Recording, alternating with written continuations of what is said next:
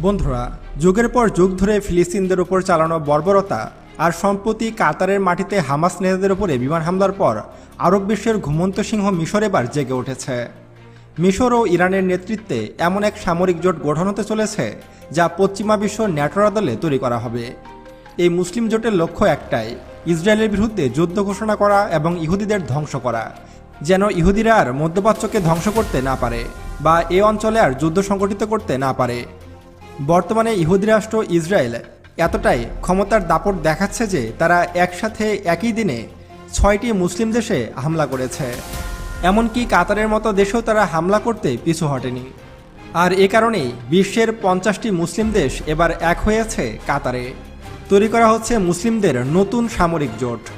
মুসলিমদের এই নতুন সামরিক জোট কতটা শক্তিশালী হতে চলেছে এবং এই জোটে বাংলাদেশও আছে কিনা এ বিষয়ে বিস্তারিত আলোচনা করা হবে আজকের ভিডিওতে। তাই ভিডিওটি মনোযোগ সহকারে একদম শেষ পর্যন্ত দেখতে থাকুন। তো চলুন শুরু করা যাক। এবার ন্যাটোর আদলে নতুন মুসলিম জোট গঠন হচ্ছে। এ জোটের প্রধান হচ্ছে ৩টি দেশ, ইরান, মিশর এবং তুরস্ক। যদি এই জোটের মধ্যে থাকা কোনো মুসলিম দেশ আক্রান্ত হয় তাহলে ধরে নেওয়া হবে সকল মুসলিম দেশই আক্রান্ত হয়েছে। সেই হিসাবে সকল মুসলিম দেশ এক হয়ে সে দেশের বিরুদ্ধে যুদ্ধ ঘোষণা করবে। অর্থাৎ ইউরোপের যেমন ন্যাটো জোট রয়েছে তেমনি মুসলিমদের জন্য আলাদা জোট, মুসলিম জোট গঠন হতে চলেছে এবং এই জোটটি হতে চলেছে বিশ্বের বৃহত্তম সামরিক জোট। আপনারা হয়তো জানেন যে ন্যাটোর হাতে যতগুলো সৈন্য রয়েছে তার থেকেও বেশি কয়েক গুণ সৈন্য রয়েছে মুসলিম বিশ্বের অনেক দেশের। আর এই নতুন মুসলিম জোটে থাকবে ৫০টিরও বেশি মুসলিম দেশ, যাদের হাতে সব মিলিয়ে প্রায় ১ কোটিরও বেশি সৈন্য রয়েছে। এছাড়াও রয়েছে ২০ থেকে ৩০ হাজার যুদ্ধ ট্যাঙ্ক। এছাড়াও সব দেশ একত্রে যুদ্ধবিমানের সংখ্যা হবে প্রায় ২০,০০০, আর যে সংখ্যাটি ন্যাটো বাহিনীর চেয়েও অনেক বেশি। সব কিছু মিলে বলা যায় যে মুসলিমদের এই নতুন সামরিক জোটটি হতে চলেছে পৃথিবীর অন্যতম শক্তিশালী একটি নতুন সামরিক জোট। এবং এই সামরিক জোটের হাতে থাকবে কিন্তু পরমাণু অস্ত্র। আপনারা হয়তো জানেন যে পাকিস্তানের হাতে পরমাণু অস্ত্র রয়েছে, আর যেহেতু পাকিস্তান একটি মুসলিম দেশ সেহেতু এই পাকিস্তানের পরমাণু বোমাগুলো তখন সকল মুসলিম দেশের হাতে চলে আসবে। তবে এই নতুন জোট গঠনে সবচেয়ে বড় বাধা হলো সৌদি আরব ও সংযুক্ত আরব আমিরাত, অর্থাৎ দুবাই। সৌদি আরব ও সংযুক্ত আরব আমিরাত কখনোই চাচ্ছে না যে মুসলিমদের এরকম একটি সামরিক জোট গঠন হয়। এখন আপনার মনে প্রশ্ন জাগতে পারে যে সৌদি আরব ও সংযুক্ত আরব আমিরাত তো মুসলিম দেশ, তাহলে তারা কেন এই জোটটি গঠন করতে চাচ্ছে না? তাদের সমস্যাটা কি? আসলে সৌদি আরব ও সংযুক্ত আরব আমিরাত ডোনাল্ড ট্রাম্প ও মার্কিন যুক্তরাষ্ট্রের অনেক ঘনিষ্ঠ দুটি দেশ। অর্থাৎ এই দুইটি দেশ মুসলিম হলেও তাদের আচার আচরণ এবং তাদের শাসকরা সম্পূর্ণ আমেরিকার পক্ষে এবং ইসরায়েলের পক্ষে। আর এ কারণেই সৌদি আরব ও সংযুক্ত আরব আমিরাত কখনোই এই মুসলিম জোটটি গঠন হতে দিবে না। আর মুসলিমদের মধ্যে অনেক প্রভাবশালী একটি রাষ্ট্র হলো সৌদি আরব, যেখানে চলে রাজতন্ত্র। আর সৌদি রাজপরিবার কখনোই চাইবে না আমেরিকার বিরুদ্ধে কোনো কিছু করার, কারণ তারা ভয় পায়।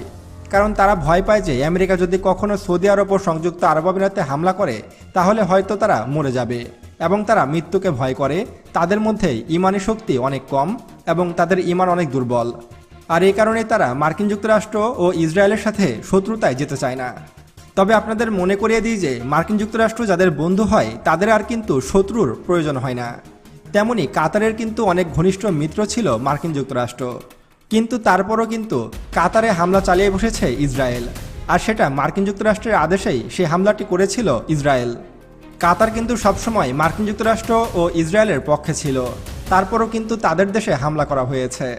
এবং এখন কাতার হারে হারে বুঝতে পারছে যে তারা আসলে ভুল করেছে, এবং কাতার বর্তমানে ইরান ও তুরস্কের সাথে যুক্ত হয়েছে এবং তারা চাচ্ছে যে নতুন একটি মুসলিম সামরিক জোট গঠন করা হোক। যেহেতু এখনও সৌদি আরব ও সংযুক্ত আরব আমিরাতে এখনও হামলা করেনি ইসরায়েল, সেহেতু তাদের এখনও ঘুম ভাঙেনি। অর্থাৎ তারা এখনও বুঝতে পারছে না যে তারা যাদের পক্ষ নিয়েছে তারাই কিন্তু তাদের পিঠে ছুরি মারবে। অর্থাৎ এখন সৌদি আরব ও সংযুক্ত আরব আমিরাত যে মার্কিন যুক্তরাষ্ট্র ও ইসরায়েলের পক্ষ নিচ্ছে তারা একসময় বুঝতে পারবে, তখন আর কোনো কিছু করার থাকবে না তাদের। তবে এখন প্রশ্ন হলো, যেহেতু সংযুক্ত আরব আমিরাত ও সৌদি আরব এই নতুন মুসলিম সামরিক জোট গঠন হোক সেটা চায় না, তাহলে কি মুসলিম সামরিক জোট আর গঠন হবে না? এর উত্তর হলো মুসলিম সামরিক জোট গঠন হবে, কিন্তু সেটা সৌদি আরব ও সংযুক্ত আরব আমিরাতকে বাদ দিয়ে। এটা করার মূল কারণ হলো তারা পশ্চিমাপন্থী এবং তাদের মধ্যে ইমানি শক্তি অনেক কম, এবং তারা কখনোই ইসরায়েল ও যুক্তরাষ্ট্রের বিরুদ্ধে যুদ্ধ ঘোষণা করবে না। আর এই কারণে এবার মিশর, ইরান ও তুরস্ক ঘোষণা দিয়েছে তারা সংযুক্ত আরব আমিরাত এবং সৌদিকে বাদ দিয়েই এই সামরিক জোট গঠন করবে। এখন দেখার বিষয় যে তারা কতটা শক্তিশালীভাবে এই জোটটি গঠন করতে পারে। আসলে সৌদি আরব ও সংযুক্ত আরব আমিরাতকে কখনোই মুসলমানদের পাশে দেখা যায়নি। তাদের সবসময় দেখা গিয়েছে ইহুদি রাষ্ট্র ইসরায়েল ও আমেরিকার পক্ষে থাকতে, এবং তারা সবসময় পশ্চিমাপন্থী। তাদের মধ্যে ইমানে কোনো শক্তি নেই বললেই চলে, এবং তারা মুসলমানদের পাশে থাকে না কখনো।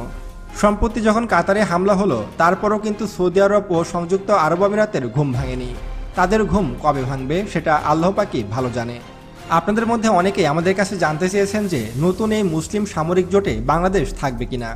এর উত্তর হলো, নতুন এই সামরিক জোটে বাংলাদেশ অবশ্যই থাকবে।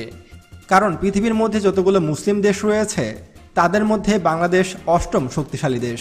আর এই কারণেই বাংলাদেশকে কখনোই বাদ দেবে না এই সামরিক জোটটি। যদি এই নতুন সামরিক জোট গঠন হয় তাহলে বাংলাদেশ হবে এর অন্যতম সদস্য, এবং বাংলাদেশ সেনাবাহিনীকে তখন মধ্যপ্রাচ্যে মোতায়েন করা হবে। ইতিমধ্যেই কিন্তু বাংলাদেশের প্রায় 700 সৈন্যকে সংযুক্ত আরব আমিরাত অর্থাৎ দুবাইয়ে মোতায়েন করা হয়েছে, এবং প্রতি বছর বাংলাদেশ থেকে আরও হাজার হাজার সৈন্য সেসব দেশে মোতায়েন করা হবে। আর বাংলাদেশ পুরো বিশ্বের মধ্যে 35তম শক্তিশালী দেশ। আর এই কারণে বাংলাদেশ এই সামরিক জোটে অবশ্যই থাকবে। তবে এখন প্রশ্ন হলো যে কতটা শক্তিশালী এবং কতটা দক্ষ হবে এই সামরিক জোট।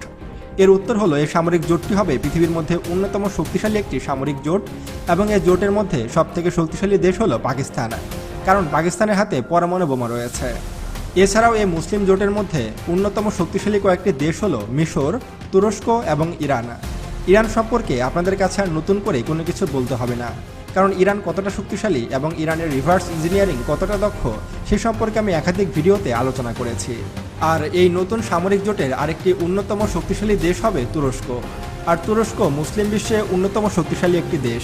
তুরস্ক বর্তমানে তাদের তৈরি ড্রোন এবং যুদ্ধবিমানের জন্য সারা পৃথিবীতে বিখ্যাত হয়েছে, এবং তাদের তৈরি বাইরাক্তার TB2 ড্রোন সারা পৃথিবীতে ব্যাপক আলোচনার জন্ম দিয়েছে। আর যদি মিশরের শক্তির কথা বলি তাহলে মিশর কিন্তু পৃথিবীর মধ্যে 19তম শক্তিশালী একটি দেশ, এবং মিশরের বিমান বাহিনীতে পৃথিবীর সব অত্যাধুনিক যুদ্ধবিমান রয়েছে।